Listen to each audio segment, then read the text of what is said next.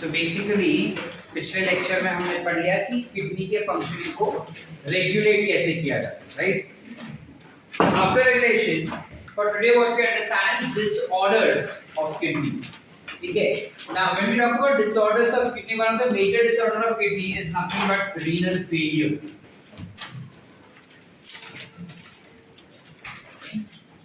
Yeah, it's nothing but renal failure. There could be multiple causes for renal failure. एक से ज़्यादा reason हो सकते हैं क्यों हमारी किडनी जो है वो फेल हो जाती है. ठीक है. Swapnil, can you make some distance and क्या करते हैं? Where is your NCERT?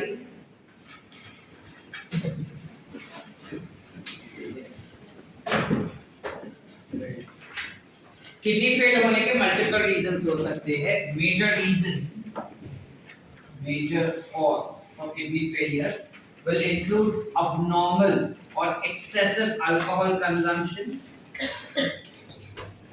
Correct? इसके अलावा it could be prolonged medication. जब कोई इंसान बहुत लंबे समय तक किसी ट्रीटमेंट पे है, किसी दवाई पे है जो वो कॉन्स्टेंटली खा रहा है, और अगर वो हैवी डोज है तो भी किडनी फेलियर हो सकता है. ठीक है. या फिर if a person is having a very foul eating habits,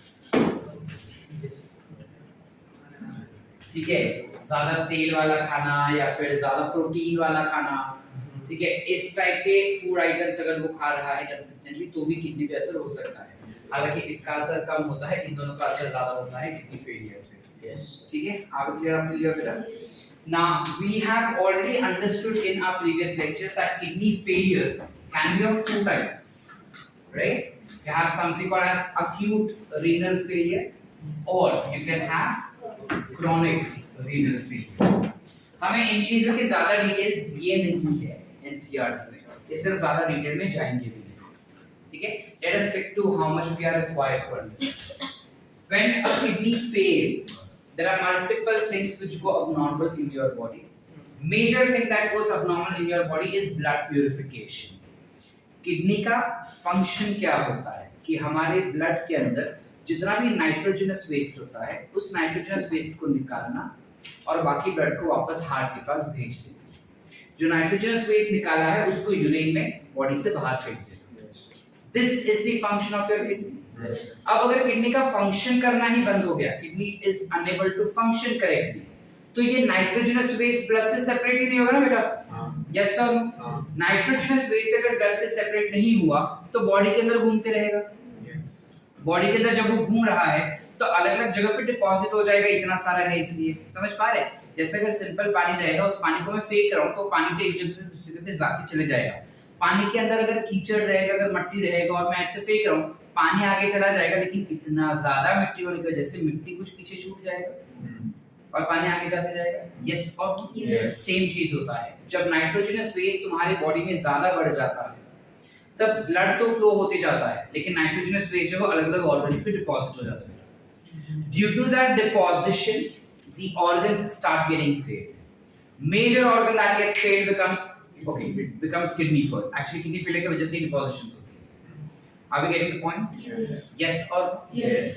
Hence, it is very very important कि अगर हमारा किडनी फेल हो चुका है तो उस ब्लड को प्योरीफाई करने के लिए कुछ ना कुछ होना चाहिए.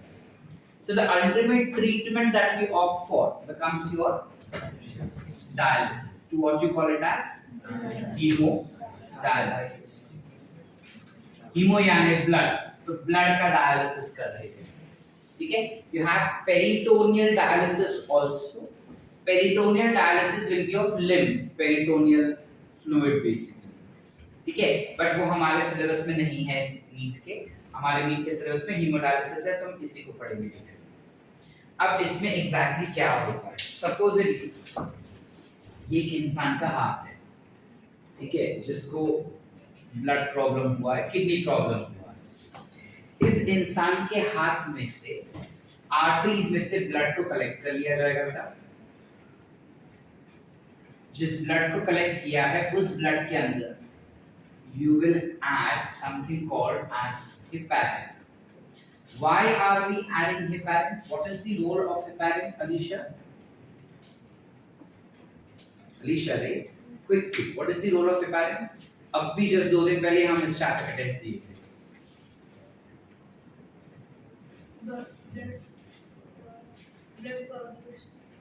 ब्लड कोएगुलेशन करना है या नहीं करना? नहीं। It is an anticoagulant. Heparin will not allow your blood to clot. ठीक है? जब मैं ब्लड को बॉडी से बाहर निकालूंगा ऑटोमेटिकली ब्लड जो है वो क्लॉट होना शुरू होगा। अगर ब्लड क्लॉट होगा तो मैं उसे प्यूरिफाई कैसे करूंगा बेटा? इस वजह से हम डाल देते हैं समथिंग कॉल्ड एज हेपारिन। आप क्लियर आप क्लियर? यस। एंड हेपारिन डाल के उसको 0 डिग्री सेल्सियस पे रखते हैं। क्यों रखते हैं वो मैं बाद में बताता हूं। ठीक है? यही ब्लड जो है फिर आगे कुछ इस प्रकार से कॉइल ट्यूब से पास होता है। कुछ इस प्रकार की हाईली कॉइल ट्यूब से। ठीक है बेटा? कॉइल ट्यूब से पास होते ही इसमें से नाइट्रोजनस वेस्ट निकल जाता है। कैसे निकलता है बताता हूं। नाइट्रोजनस वेस्ट निकलने के बाद यही ब्लड जो रहेगा इसमें अब हम एंटी हेपारिन डाल देंगे बेटा, ताकि जो एक्सेसिव हेपारिन हम डाले थे वो निकल जाए। And then you allow this blood to enter back into the body veins. It will enter back into the body veins. Are we clear up till here? Yes, sir. Yes or no? Yes. Any doubts? No. यहाँ पे clear है? अब question is कि how exactly blood gets purified? इन चीजों से कैसे blood purify होता है? तो पहली बात ये जो structure हमको दिखाई दे रहा है इसे हम कहते हैं cellophane tube. काय म्हणतात ह्याला आपण? Cellophane tube. This is semi-permeable. We all are aware about this term. Yes. ये चीज हमें पता है कि semi-permeable क्या होता है. So ये tube basically semi-permeable होता है. इस ट्यूब को एक मशीन के अंदर रखा जाता है.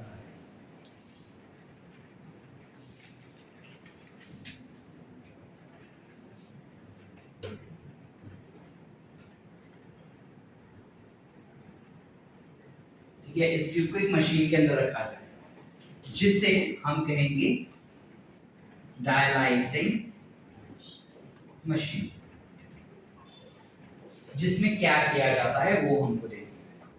अब इमेजिन कि मेरे पास एक सेल है, इस सेल के अंदर यूरिया है, मैं चाहता हूं कि यूरिया इसमें से बाहर निकले, तो डायरेक्ट ऐसा चूस के या चुन के यूरिया नहीं निकाल पाएंगे। हम क्या करेंगे, इस सेल को एक ऐसे मीडियम में रखेंगे, एक ऐसे फ्लूइड में रख रहे हैं जिसमें इस सेल के सारे कॉन्स्टिट्यूएंट्स हैं लेकिन यूरिया नहीं है। समझा? सेल के अंदर जो जो चीजें हमको दिख रही है वो सारी चीजें इस फ्लूइड में है, सिर्फ यूरिया नहीं है। अब बाहर यूरिया जरा भी नहीं, अंदर यूरिया बहुत सारा है, तो ऑब्वियसली कंसंट्रेशन डिफरेंस होगा, और उस कंसंट्रेशन डिफरेंस की वजह से क्या होगा, यूरिया बाहर आ जाएगा because of osmosis. The difference in the concentration of urea in outside and inside system, in both the system, will generate pressure on the membrane of cells.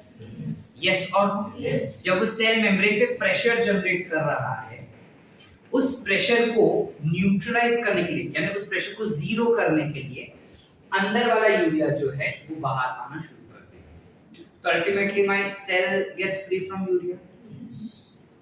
Same logic यहाँ पे apply होता है। यहाँ पे dialysing machine में हम कुछ fluid डाल देते हैं,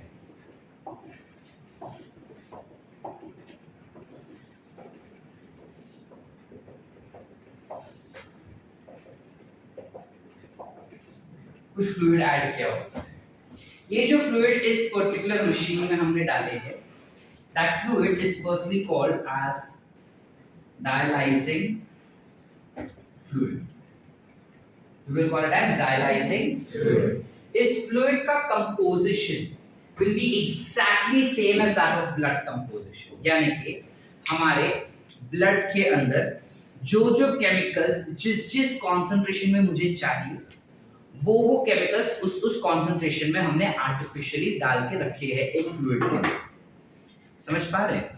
अब क्या मैं उसके अंदर अमोनिया, यूरिया वगैरह चाहता हूं कि मेरे ब्लड में रहे? नहीं। जिस वजह से डायलाइजिंग फ्लूइड में भी ये सारे केमिकल्स नहीं होंगे, कोई भी नाइट्रोजनस बेस नहीं रहेगा।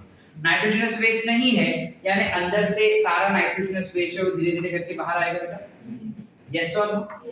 पूरे इसमें पास हो रहा है, meaning it is staying inside for a little long time. जब इसमें पास हो रहा है तो धीरे धीरे करके क्या हो जाएगा बेटा, यूरिया वगैरह सब बाहर आ जाएगा। Blood will get purified. See, there's a difference between the two. Blood getting oxygenated happens in lungs. Blood getting purified happens in kidney. So ये अपना artificial kidney हो गया ना? So artificially यहाँ पे blood को purify किया जाता है और बाद में purified blood को वापस से veins के through body में डाल दिया जाएगा। Are we clear? Yes. Yes or no? Yes. Everyone. Yes. Once more or understood? Understood. Once more or understood? Understood. Once more. जब यहाँ पे हम कोई फ्लूइड डाल रहे हैं, लेट्स से ये हमारा हो गया सेलोफेन ट्यूब और बाहर वाला इलाका जो है वो पूरा तुम्हारा हो गया फ्लूइड वाला, ठीक है। अब सेलोफेन ट्यूब में let's say for example I have 25 mg of urea, बाहर तो कुछ यूरिया होगा ही नहीं, बराबर। अब ये 25 mg ऑफ यूरिया अंदर है, बाहर there is 0 urea, pretty obviously urea अंदर से बाहर आएगा। लेट्स से पहले जो बाहर आया दैट वाज 5 mg पर, सो अंदर क्या हो गया 20 और 5 गया, तो this becomes 10, this becomes what 15, ठीक है। अब 2.5 ही गया, बिकॉज़ प्रेशर कम होते जाएगा ना, डिफरेंस कम होते जा रहा है, तो so अब 2.5 गया, so this becomes 12.5 and this also becomes equivalent हो गया। यहाँ तक समझो। अब इक्विवेलेंट हो गया, क्या मैं चाहता हूँ कि मेरे ब्लड में अभी भी कुछ यूरिया बचे? मैं चाहता हूँ सारा यूरिया निकले, बट अब तो निकल नहीं पाएगा बिकॉज़ सेम लेवल पे आ गया, आइसोटोनिक हो गया। So what do we do is we change this fluid again, इस फ्लूइड को हम चेंज कर देते हैं और अब हम उसको वापस ला रहे 0 पे। 0 पे लाए तो लेट्स से 2.5 गया तो 2.5 बाहर चला गया कुछ इस तरह से। अब और 2.5 चला गया, so this let's say becomes 7.5 and this becomes 5। समझ पा रहे? धीरे धीरे करके ये भी इक्वलाइज हो जाएगा, फिर से मैं इस फ्लूइड को चेंज करूंगा। सो हम इस फ्लूइड को चेंज भी करते जा रहे हैं so that urea gets released maximally that. सिर्फ नाइट्रोजनस वेस्ट निकलता है क्या सर? जरूरी नहीं है कि सिर्फ नाइट्रोजनस वेस्ट निकले बेटा। अगर मैं चाहता हूं कि मेरा ग्लूकोज का कंसंट्रेशन ब्लड में 90 mg पर ml का ही रहे, जो होना चाहिए पर डेसीलीटर सॉरी का ही रहे, और अगर मेरे ब्लड में 150 mg पर डेसीलीटर का ग्लूकोज कंसंट्रेशन है तो बाहर वाले फ्लूइड में तो 90 mg ही होगा ना भाई, तो सारा एक्सेसिव ग्लूकोज निकाल दिया जाएगा and then you have that particular blood entering inside of your. Understood? मतलब जरूरी नहीं है कि नाइट्रोजनस वेस्ट निकाले। मैंने क्या बोला, आइडियली हमारे ब्लड के अंदर जो केमिकल जिस कंसंट्रेशन में होना चाहिए हम डायलाइजिंग फ्लूइड में वो केमिकल वही कंसंट्रेशन में डालते हैं और आर्टिफिशियली ये पूरा हम बना रहे हैं, तो obviously this becomes an ideal fluid for us. Did we understand? Yes. Yes or no? Yes. अब इसमें अगर मुझे 500 ml of blood को प्योरीफाई करना है तो it takes 30 minutes for how much time? 30 minutes. That means 1 liter will take, हमारा पास कितना ब्लड है? 5 लीटर्स ब्लड। ये हम पिछली बार भी कर चुके हैं, 5 लीटर ब्लड में से सिर्फ 3 litre blood gets purified. Yes और नो? Yes. बिकॉज़ 2 लीटर तो सेल्स है, सेल्स का प्यूरिफिकेशन नहीं होता, सो 3 लीटर को अगर प्योरीफाई करना तो कितना टाइम लगेगा? Yeah. तो पूरा डायलिसिस कितने घंटे तक चलता है? Yeah. अब क्लियर? सो 4 to 5 आवर्स हमारा डायलिसिस में पूरी तरह से चला जाता है। That means half of the day completely goes out. Are we clear? Yes. Yes or no? Yes. All clear? Yes. नक्की हाँ. समझा हमको डायलिसिस कैसे होता है? Everyone? Yes. Any doubts? No. अच्छा, is this dialysis a permanent cure for kidney failure? No. This is a temporary treatment that we are giving, right? Complete cure के लिए मुझे क्या करना पड़ेगा? Kidney transplant. Complete cure के लिए we would opt for something called as kidney transplantation, जिसको you use another term that is kidney grafting. Now, जब हम किडनी ट्रांसप्लांट करवा रहे हैं या फिर किडनी ग्राफ्टिंग करवा रहे हैं, सपोज मेरा किडनी फेल हो गया, ठीक है, अब जब मेरा किडनी फेल हो गया तो कैन आई, नाम बताओ, क्या मैं सृष्टि के पास से डायरेक्टली किडनी ले सकता हूं? मैच करना, हाँ, I will have to match blood group पे, डीएनए मैच नहीं करूंगा, मैं ब्लड ग्रुप मैच करूंगा। ठीक है, सो पहली बात मुझे ब्लड ग्रुप चेक करना होगा। ठीक है, चलो हमारा ब्लड ग्रुप सेम है। अब आरएच ब्लड ग्रुप हो गया ना मैच, अब क्या है उसमें आरएच का आ गया, साइज ऑफ किडनी सबकी सेम साइज होता है, एक लॉजिक बनता है। हमारे सेल्स के पास यू हैव सर्टेन एंटीजेन्स जिसका मैचिंग करना बहुत ही ज्यादा जरूरी होता है। ये चीज हम कर चुके हैं पिछले चैप्टर्स में भी, where we have discussed that एक जो हमारे बॉडी का सेल होता है उसके मेम्ब्रेन पे you have sugar and protein which is existing। ये शुगर और प्रोटीन हम सबके पास ऑलमोस्ट सेम होते हैं, but then we still have some difference in that। कुछ परसेंटेज का डिफरेंस होता है, 0.1 to 1% डिफरेंस होता है। तो जब मैं सृष्टि के पास से किडनी ले रहा हूँ, ब्लड मैच करवा लिया, जब मैंने किडनी लिया उसके सेल्स के ऊपर का जो प्रोटीन या शुगर रहेगा, मेरे सेल्स के ऊपर के शुगर और प्रोटीन जो रहेंगे वो अगर मैक्सिमली यानी 99.9% सेम है तो मैं उसके पास से किडनी ले लूंगा। अगर उसमें डिफरेंस हुआ, लेट्स से 95% से मैं 5% अलग है, मेरा बॉडी तो उसको रिकॉग्नाइज कर लेगा और बोल देगा कि भाई ये तेरे बॉडी से बिलोंग नहीं करता, इसको बाहर निकालो। यस और नो? समझ पा रहे हैं या नहीं? जैसे तुम कहीं पे शो के लिए गए, ठीक है, तुम सर्कस गए या तुम्हारे ऐसा कोई कल्चरल फेस्टिवल था सांगली में, तुम वहां पे गए और उस फेस्टिवल में बोल रहे कि अमिताभ बच्चन आने वाला है या शाहरुख खान आने वाला है, ठीक है, अब उधर एग्जैक्ट हूबहू शाहरुख जैसा दिखने वाला बंदा उधर आके खड़ा रहता है, तो इनिशियली तो तुम बिलीव करोगे ना कि हाँ वाओ शाहरुख वो कर भी रहे वगैरह सब, ठीक है, ऐसे आप बिलीव कि हाँ ये शाहरुख ही है। बट इवेंचुअली जैसे जैसे टाइम जाएगा तुम बोलोगे ना कि ये तो शाहरुख नहीं है, ये तो झूठ बोल रहा है, इसको तो मूछें हैं, शाहरुख को तो मूछें नहीं है, ठीक है, या फिर लेट्स से कि ये थोड़ा मोटा है, शाहरुख इतना मोटा नहीं है, या इसका हाइट तो ज्यादा है, शाहरुख इतना हाइटेड नहीं है। Are you getting the concept?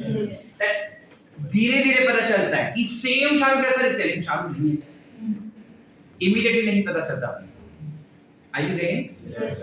Likewise तुम्हारे बॉडी के अंदर जब वो 5% डिफरेंस वाला आता है, तुम्हारा बॉडी बोलता है ये तुम्हारे बॉडी से बिलोंग नहीं करता, इसको बाहर निकालो इसको, मेरा तो पैसा वेस्ट, उसका किडनी वेस्ट और मेरा हेल्थ तो है ही है वेस्ट। यस और नो? Yes. That's why it is very important कि हम एंटीजेंस को सिलेक्ट करें। Antigens matching is very very important. 99% similarity matching हो सकता है तो उतना चलता है, उससे कम इज नॉट अलाउड। इस वजह से डोनर्स बहुत कम मिलते हैं, ठीक है। अब इज इट सो कि अगर मैंने उसका 99% मैच में किडनी ले लिया, क्या मेरे बॉडी में अब जिंदगी भर में मस्त जिएगा? Answer is no. पहली बात, जब वो मैंने किडनी उसके पास से ले लिया, उसके बाद doctors will provide me with a medicine called as cyclosporine A. ये मेडिसिन क्या करता है? It acts as immuno suppressant. It acts as immuno suppressant. Immuno suppressant meaning वो हमारे इम्यून सिस्टम को सप्रेस कर देगा, बंद कर देगा। इसका क्या फायदा है सर? वो जो 1% डिफरेंस है ना, उसको रिकॉग्नाइज करके भी बोल सकते हैं कि ये तेरे बॉडी से बिलोंग नहीं करता। अब इमेजिन 100% में मिलने वाला 1% तो चला ले, ऐसा मैं बोल रहा हूँ मेरे बॉडी को, ठीक है, तो उसको कैसे मैं चला ले बोल रहा हूँ, उसको अब तू ज्यादा मत देख, तू थोड़ा लेके बाहर निकल इधर से। समझ पा रहे हो? जब तुम कंसिस्टेंटली वो परफॉर्मर को देखोगे ना, तुम नोटिस कर लोगे कि ये गलत इंसान घुसा है, बट तुम ऐसा देख रहे हो, फिर रील देखा, फिर देख रहे हो, फिर रील देखा, तो लगे हाँ शाहरुख खान है इज देयर। बट जब तुम कंसिस्टेंटली उसको देखोगे तब that means you are already diverted from your aim and focus. Likewise हम हमारे इम्यून सिस्टम को थोड़ी देर के लिए चुप करवा देते हैं, शंट करवा देते हैं, so that your body can get used to with the new type of antigens. Are we clear? Yes. Yes or no? Yes. Okay, after my graft is done, will that stay with me for a longer period of time? No. It stays with me for 5 to 10 years, 12 max, depending on how good the health is and how good the organ donor was. ठीक है। उसके बाद 10-15 साल के बाद तो मरना निश्चित है, उसको मरना ही मरना है, मतलब मैं मरूंगा ही मरूंगा, बिकॉज एक्चुअली 1% अभी भी डिफरेंस है। जब तू कंसिस्टेंटली उसको देख रहा है तो कभी ना कभी तो तू रिकॉग्नाइज करेगा ना कि ये शाहरुख नहीं है, समझ पा रहा है? तो 10 साल लग जाता है क्या सर? ऐसे मैक्सिमम ना। Are we clear? यस और नो? तो फिर ऑर्गन क्यों करेगा ट्रांसप्लांट सर? वो भी बेटा तुम मुझसे प्यार करते हो ना, तो तुम चाहते हो कि मैं मरूं नहीं, ठीक है? लाइकवाइज अगर हमारे किसी फैमिली मेंबर को हो रहा है तो ऑब्वियसली हम चाहते हैं कि वो जिए और हमारे साथ रहे जितना भी हम उसको रख सके जिंदा, तो obviously you go ahead for transplant. So that person if कल मर रहा है तो शायद 10 साल के बाद मरेगा, तो 10 साल तो साथ में रहा ना, तो तुम क्या थोड़ी बोलोगे कि 10 साल तू मत रहे, मैं मेरा पैसा बचा तो तू मर जा, ये तो नहीं करेंगे ना से। वो 10 साल बाद फिर से नहीं कर सकते। हाँ कर सकते हैं, बॉडी इतना स्ट्रांग होना चाहिए और डोनर मिलना चाहिए, और आइडियली डोनर्स बहुत कम है तो तुम एक ही बार एक ऑर्गन ट्रांसप्लांट करवा सकते हो, अनलेस तेरा पहुंच बहुत ज्यादा तो तेरे को मिल जाएगा। डोनर कितने साल? डोनर कितने साल जीता है? हाँ। वो तो हेल्दी है। वो हाँ तो उसको रिग्रेस एक्टिविटी करना मना होगा, अगर वो रिग्रेस एक्टिविटी नहीं कर रहा है डोनर, तो that donor can survive for life.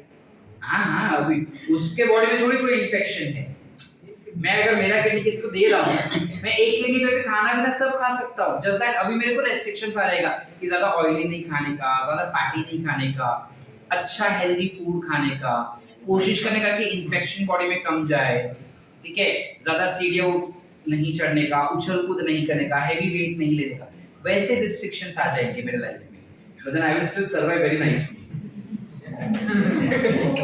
ठीक है?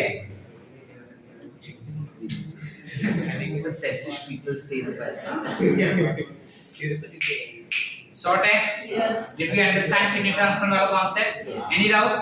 एक और चीज, जब हमारा किडनी फेल हो जाता है, हमारे किडनी से एक पर्टिकुलर केमिकल सिक्रीट होता है, which is erythropoietin.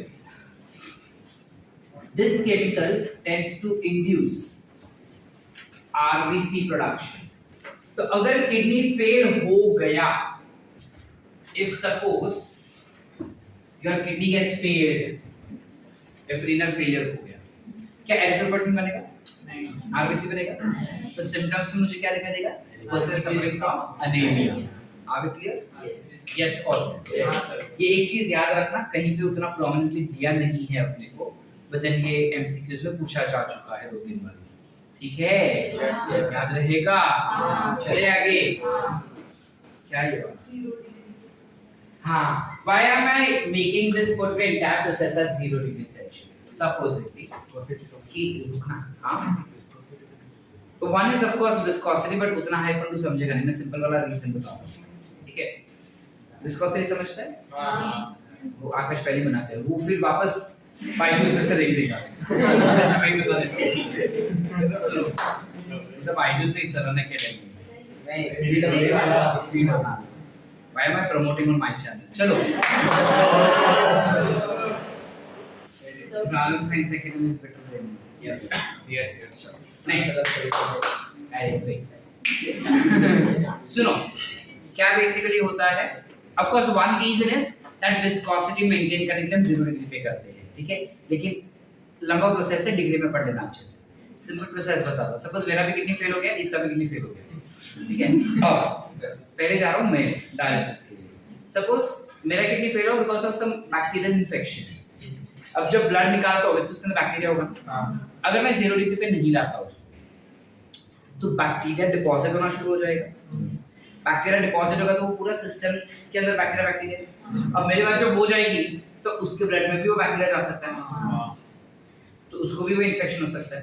लेकिन अगर मैं 0 डिग्री पे ही रखूं तो बैक्टीरिया मल्टीप्लाई होना बंद हो जाता है एट 0 डिग्री, चिल्ड है ना, so bacteria will not multiply and thus it gets very tightly packed to get protected from this lower temperature, and thus it does not get stuck or get deposited anywhere. First reason. Second is of course viscosity and second is this. हाँ उसके मेरी body में आएगा वापस, उसके पास नहीं जाएगा, ठीक है? हालांकि यहाँ पे एक चुभरे दुखने, यहाँ पे आने के बाद जब एंटी हिपारिन डाल रही है तब 37 डिग्री सेल्सियस पे वापस उसको ला दिया जाता है, बिकॉज मेरे बॉडी के अंदर मैं 0 डिग्री वाला ब्लड नहीं डाल सकता ना। So we add 37 and anti heparin डाल के बॉडी में वापस चला जाता है। Are we clear? Yes. वो वो मशीन में जो नहीं मशीन में भी 0 डिग्री वैसे नहीं बैक्टीरिया नहीं, हम उसको स्टरलाइज करके फिर यूज करते हैं। आइडियली भी स्टरलाइज है यूज, पर बाय चांस बच गया तो रिस्क ले लो, वैसे बोल रहे हैं। तो फिर वो आपके बॉडी में फिर से जाएगा, फिर से क्यों जाएगा, है ही ना, बैक्टीरिया फिर से जाएगा। मेरा ही बैक्टीरिया है ना, हाँ। तो तू क्यों ऐसे नहीं बोल रहा कि ब्लड वापस आपके बॉडी में चला जाएगा, सब उसको बाहर ही रखो। हाँ फिर से डायलिसिस कर रहे तो बैक्टीरिया भी बाहर आते हैं। सही, बराबर है बैक्टीरिया।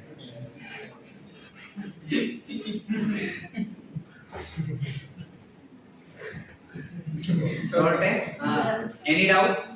इकड़ पर तक क्लियर है? हाँ। इसके अलावा हमारे किडनी में क्या और डिफेक्ट हो सकता है? तो you have something called as glomerulonephritis. We have something called as glomerulonephritis. Glomerulonephritis काय असतं बेटा? It is the inflammation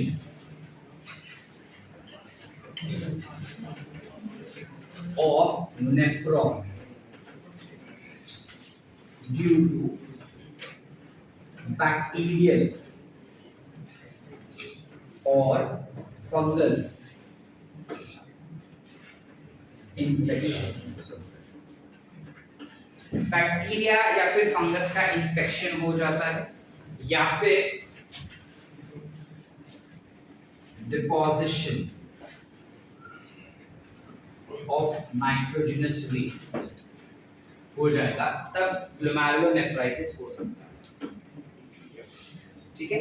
इसके अलावा you also have something called as renal calculus, which is nothing but kidney stones. Kidney stones के symptoms क्या हो जाएंगे basically? जो of course you have pelvic pain. ये pain जिसको हुआ है वही समझ सकता है कितना severe होता है। ठीक है? It's very very painful basically.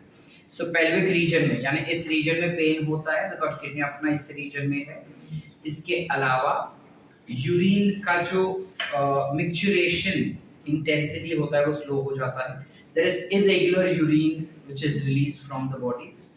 Apart from that, the amount of urine formed is very very less. ठीक है? And yeah, that's how it goes about. ठीक है? अब जब हम kidney stones का बात करते हैं, what are the causes of kidney stone? क्यों होता है kidney stone?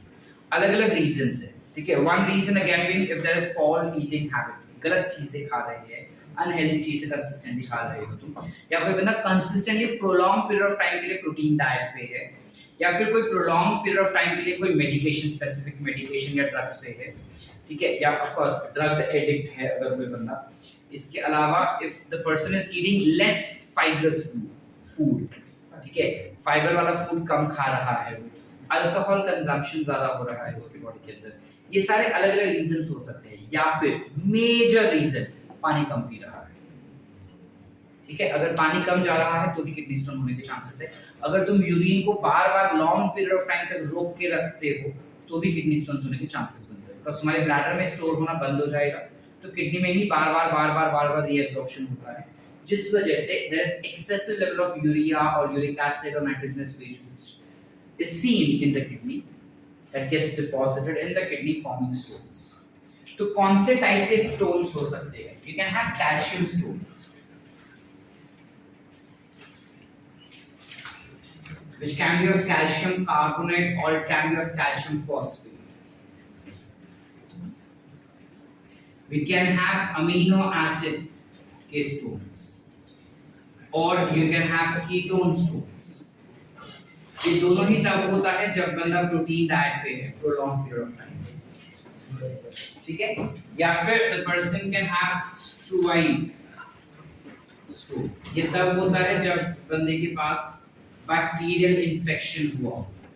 जब बैक्टीरियल इन्फेक्शन होता है किडनी के अंदर, तब उस समय पे वो नाइट्रोजनस वेस्ट को, ये जो बैक्टीरिया है वो यूरिया को स्ट्रूवाइड में कन्वर्ट कर देता है, जिस वजह से वो डिपॉजिट होते स्टोन्स बनाने लगता है। या फिर you can have uric acid stone. However, uric acid stone is a genetic disorder.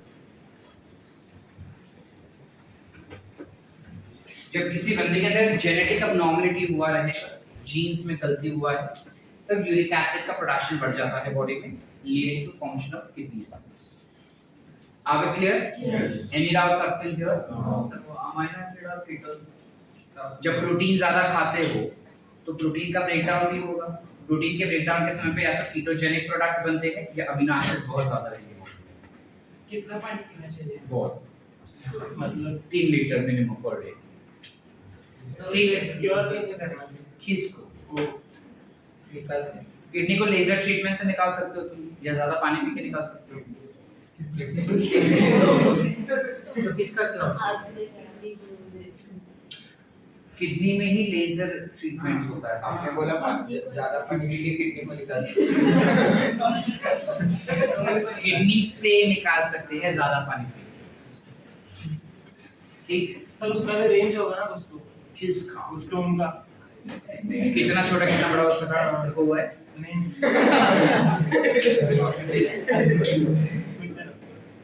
That depends कि तू कितना पूरी तरह से तेरे बॉडी को ट्रीट कर रहा है, उस पे डिपेंड करता है कि किडनी स्टोन कितना हो सकता है।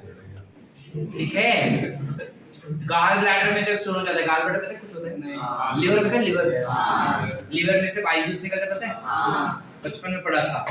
वो बाइल जूस जहाँ पे स्टोर होता है उसको गाल ब्लैडर कहते हैं। वो गाल ब्लैडर में भी स्टोन हो जाते हैं, और ये स्टोन लेजिट स्टोन होते हैं, पत्थर से दगड़ा मेरा खाली दिखता है ना रास्ता पर, उतने बड़े बड़े स्टोन हो जाते हैं। ठीक है। इतने बड़े होने तक किडनी वेट नहीं करता, वो पहले तुमको दर्द देना शुरू कर देता है, और दर्द आता है तो पता चलता है कि मेरे को उसको बॉडी से बाहर निकालना है। गाल ब्लैडर में पता नहीं चलता, वो इवेंचुअली पता चलता है, इसलिए उसमें इतने बड़े हो जाते हैं। वो कैसे निकाल surgery? Surgery, you have to remove gall bladder. उसका कुछ काम नहीं, रिप्लेसमेंट बिना बाइल जूस का तो फिर चीज पास्ता नहीं खा पाएगा, पिज्जा ये सब भी नहीं खा पाएगा। हमें कुछ तो साइड इफेक्ट्स हो गए ना वो गाल ब्लैडर निकालने के बाद? अभी तो तू बोला कि उसका कुछ इफेक्ट नहीं करती। नहीं, मैं पूछ रहा था उसका ऑफ कोर्स होगा, क्या होगा? तेरे बॉडी में जितने भी अंग सारे इंपॉर्टेंट है बेटा। फिर आपने बोला ना निकालने, हाँ, तो उसने पूछा उसका ट्रीटमेंट क्या है, तो ऐसे उसको निकाल देना पड़ेगा। फिर उसका लेजर भी कुछ बाइलिस की दर्द होगा नहीं होता, कम क्वांटिटी में बनाया जाएगा, जब जब जैसे जैसे जरूरत पड़ेगा वैसे वैसे।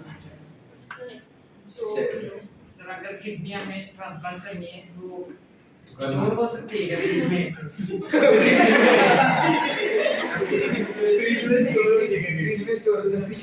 हाँ, you can cryopreserve kidneys if there are excessive donors. Yes, you can preserve. Ideally जब kidney donate हो रहा है तो ऐसे भी पॉसिबल है कि यहाँ पे सांगली में किसी को किडनी चाहिए, बट सांगली इलाके में किसी के पास किडनी नहीं है, but that particular hospital has a tie-up or contact with, let's say, Kolhapur, or let's say it has a tie-up with Satara. So Satara से इधर कैसे आएगा? वो थोड़ी क्या रूम टेम्परेचर पे लेके आएगा बस में बैठ के। उसको क्रायो प्रिजर्व करके ही लाया जाता है, उसको कोल्ड टेम्परेचर पे ही लाया जाता है। Yes. It depends कि वो किडनी तेरा कितना फ्रेशली निकाला गया है और किस कंडीशन में। बोल। That's a different disease. That's a different abnormality. तो कितने डोसेज पे लेने के वो मैटर करता है ना, और कौन सा, सारे मेडिकेशंस नहीं होते, सिलेक्टेड हेवी डोज वाले जो मेडिकेशन होते हैं उसकी बात कर रहे हैं। जैसे हम बोलते हैं कि ज्यादा आप एंटीबायोटिक नहीं खाते हैं, या फिर हम बोलते हैं कि ज्यादा पेन किलर्स नहीं खाते हैं, because those are extensive drugs, those are heavy drugs. ये पेन किलर हो गया, या फिर ये other thing that I give as an example antibiotic, वो जनरली उनको नींद देता है if you are aware. So those are heavy drugs, that's why you need to sleep, you need to rest your body so that it can function correctly. तो इस type के generally वो kidney पे harm करते हैं। एक second, are we clear up till here? Yes. Also with that we end with the chapter. ठीक है, चलो Aditya please pause the video.